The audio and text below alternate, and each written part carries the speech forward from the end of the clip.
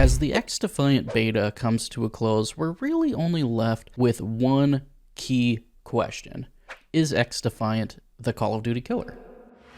It might not matter. You probably got simul sniped or something. Oh my god, 2 healers and they got shit on. You just got smacked. Oh my god, world start. That guy can't even see me and I'm shooting him because of the angle. Alright, I'm gonna push these fuckers with my ult. Die?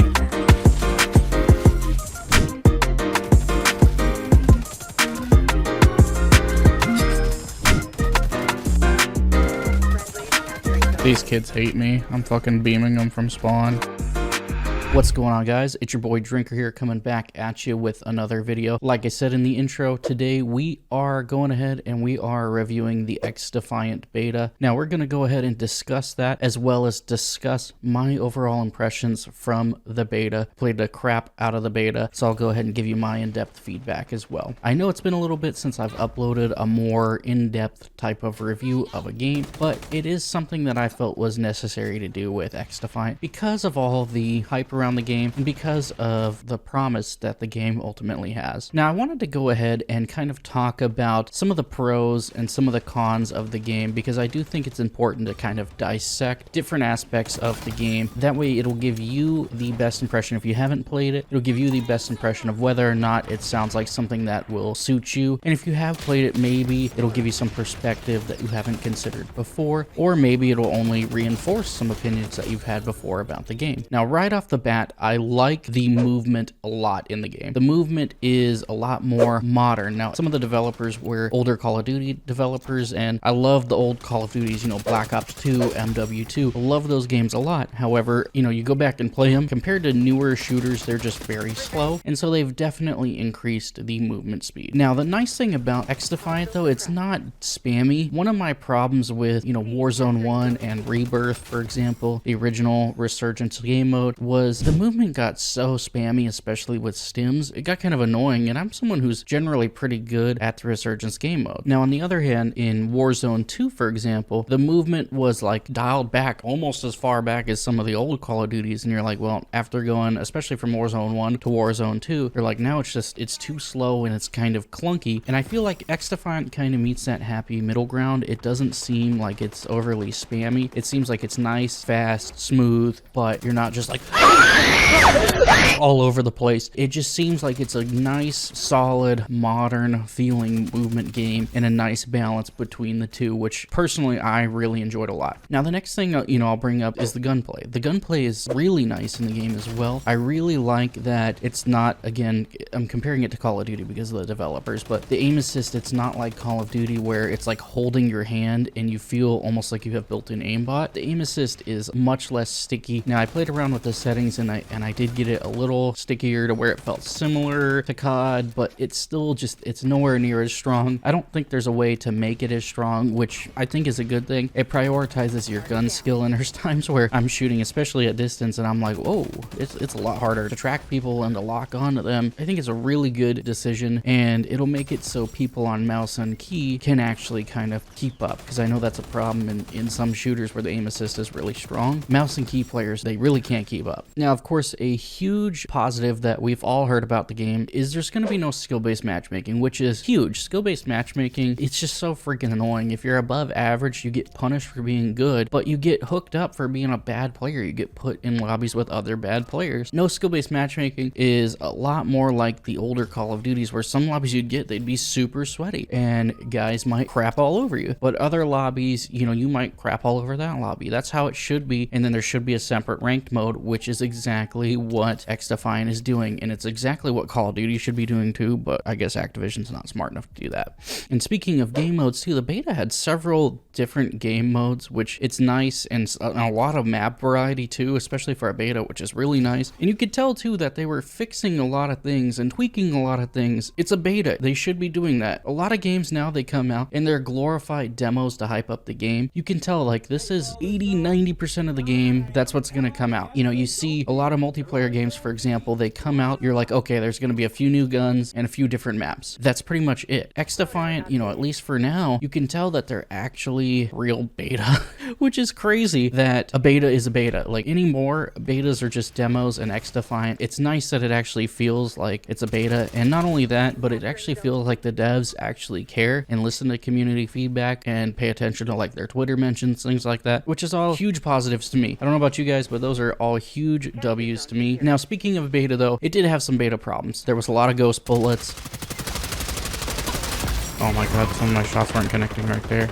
A lot of server issues, a lot of shots around the corners, a lot of just normal buggy stuff that isn't necessarily a surprise for a beta. The progression was so messed up. As many of you guys know, they had to just unlock everything for a while, and when they did that, I had a lot of fun. My progression was always kind of jacked up, even afterwards. Even now, as the beta's coming to a close, my progression still isn't quite right. I was kind of hoping they would unlock everything again, but they didn't. So I was kind of stuck with some not so good classes, and you can tell the weapons definitely need a lot of balancing, because the ACR and the MP7 were both so dominant that you use other guns and you can compete, but it makes it a lot tougher. Like, they don't compare. So need some balancing, but again, it's beta. They can balance that later. And sometimes having guns that are real strong in a beta is not a bad thing, because again, it gets people kind of hyped, gets them kind of into it. You can tweak stuff later. Another huge kind of positive that I don't think many people are really talking about, to me it's a positive anyway, I like the vibrance of the map. The maps, they actually have color to them, and it reminds me of kind of like Black Ops 3, where the maps were just crazy colorful, and I prefer that over some modern shooters where the maps are a lot more gray, a lot more brown, a lot more dark, things like that. Like, yeah, it's good for grittiness and realism, but it makes it so it's hard to see, and if someone's wearing a color that blends into the map, they just stand still, you could run right by them. But XDefiant does a good job of having different color variation, as well as highlighting players. I like that you can see pretty easily how much health they have. I think all of that is very valuable. And then of course you have the one agent who has the invisibility power. Again, you can kind of see it, but it's a good dynamic when everything else is so vibrant. It makes that skill much more useful. In other games, a skill like that would just be far less useful. If you just wore colors that blended into the map, you would almost not even need that ability at all. So personally, to me, I love it. I think that's a great feature. Maybe I'm just getting old and I can't fucking see anymore, but I like that I can see people easily without any struggle. Speaking of the agents too, I do like the different agents with the different dynamics. It's nice because you can tell each bit of util kind of has its own use. Like I was mentioning with the ghillie suit, it's super useful. You can sneak up on people. If you're kind of pinned, you can kind of get a better angle, try to break out of a spawn trap or something like that. That ability and the medical ability both seem to kind of be the go-tos in the beta. But the flame guy too, he was super useful. The shield guy, the people who hijack the abilities, I don't have the names in front of me, so I'm just gonna describe the abilities to you. They all had their varying uses. Now again, I think that they need some balancing and some tweaking, but it's good to see, especially like if you're thinking about ranked, I could see every util needing to be used in a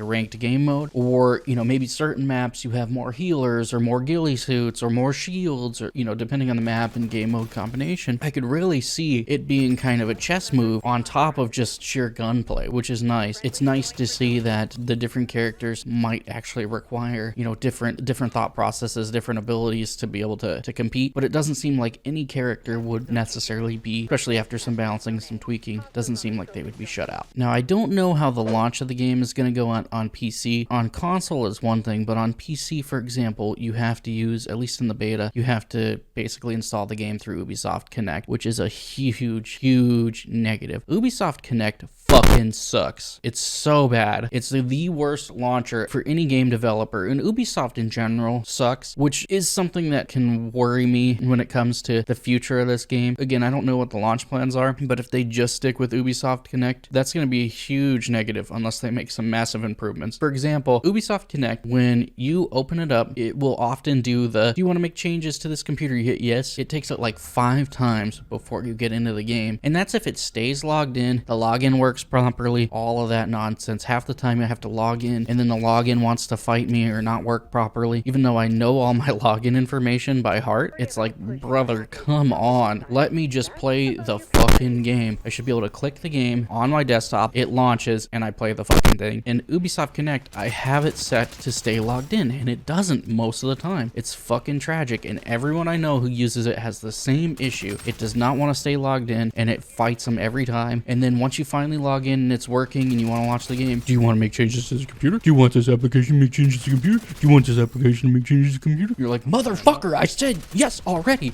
By the time you get to like one of the last ones, you're like, bro, I just want to fucking uninstall you now. I don't want to use you now. You've actually pissed me off so much. I just want to play the fucking game. Other games have their own issues. As we all know, Call of Duty update requires restart. You know, it's so fucking dumb that they can't get these things right. But Ubisoft Connect is particularly bad. It's so bad. I hope that they put the fucking game on Steam or something, and then I just have to link my Ubisoft Connect because it won't fight me as much. It'll be in the background. I could see it being a real issue. In the scheme of things, if Ubisoft Connect is the only thing pissing me off, then I can deal with it, you know? But man, it's just, I hate Ubisoft Connect with a passion, in case you guys couldn't fucking tell. Now, of course, there does remain a lot to be seen about the game. We don't know how many maps are going to launch, although the beta already had more maps than games like Call of Duty. We don't know how many guns there's going to be. Again, more than Call of Duty at launch. I like the direction things are going. They're doing a lot of good things, and it seems like the game's going to be free. I mean, so far, it's getting resounding thumbs up from me. I mean, I have to be honest. I know I kind of went on a little rant there towards the end. So far, I'm hyped for the game. I've been playing it a ton. The only time I really stopped playing it was when Dead Island 2 came out, and that's just because I really wanted to play Dead Island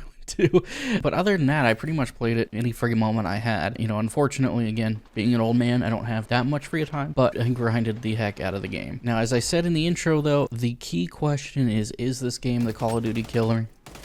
No, it's not. Call of Duty is a mainstay staple, and it has Activision behind it. Now, that doesn't mean that this game won't be influential in its own right. This game could, and I think should, end up being a massive competitor to Call of Duty. In all honesty, competition is good. You look at Call of Duty and Battlefield the last couple of years, they've been absolutely dog shit. That's because the competition, or supposed competition, other than Fortnite's out there, but Fortnite's a completely different type of game. The other competitions, really, they haven't been any good. More competition, especially more good competition, and these guys, again, old Activision devs, they know what Call of Duty should look like. That should be a good thing, but it remains to be seen, of course. We can't predict the future. I tend to be more pessimistic. Oftentimes you get these games come out, we've seen it before. Is this game the Call of Duty killer? Is this game the Call of Duty killer? And then the game dies a week later. It remains to be seen, but I am actually for once optimistic about the quality of the game, which I can't remember the last time I've been optimistic about a game that was called the Call of Duty killer. In reality, it's not the Call of Duty killer. That doesn't mean, though, that it can't be something good in its own right. Anyways, guys, that's been it for me. Let me know, too, what you thought of the game in the comments down below. Please subscribe if you are new and turn on post notifications. It really helps the channel out a ton. I've been posting more shorts. I have actually several long form videos that I'm working on right now. So, you know, stay tuned for that if you did enjoy the video. Again, leave a like, too, if you enjoyed it. All of that stuff, it helps the channel grow a ton. I'm every day working on some things kind of in the background to just increase the overall quality of the videos. I have a full-time job, again, like I mentioned before, old man, so it's gonna take some time though, guys. Trust the process. Again, subscribe, leave a comment, like, all that good stuff. But as always, guys, this has been your boy Drinker, and I am out of here.